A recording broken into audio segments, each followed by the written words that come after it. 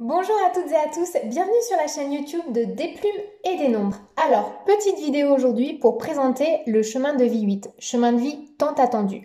Comme je vous l'ai déjà dit, en tant que numérologue, je pense, donc ce n'est que mon avis personnel, que c'est le nombre le plus puissant de la cabale numérologique, sans parler du 44 bien évidemment et de toutes les déclinaisons qu'il y a autour de ce nombre.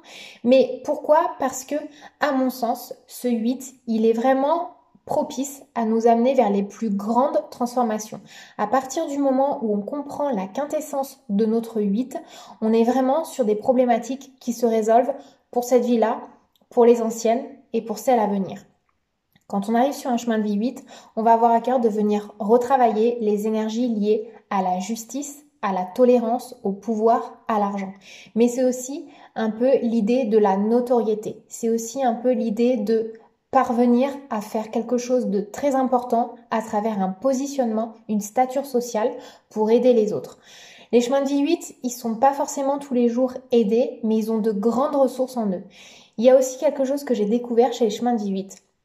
C'est vraiment des personnes, surtout en expression, pas forcément en chemin de vie, mais en expression, qui peuvent être les plus dépressives, mais qui ont, à force de persévérance, à force d'avoir en fait engrangé les mêmes épreuves de vie en vie, ont cultivé les ressources pour être capable de les transcender.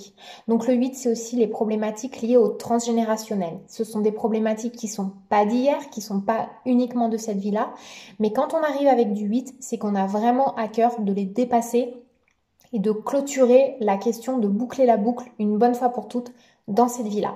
Donc vous l'aurez compris, le 8, c'est un chemin de vie qui challenge énormément, mais c'est un chemin de vie sur lequel on va avoir de grandes ressources grâce à notre ingéniosité, notre capacité à gérer la vie matérielle, notre capacité aussi à aller plonger dans les ressources profondes, à aller capter aussi les énergies de nos ancêtres et aussi et avant tout à faire de nos pires défaites les meilleures victoires de demain.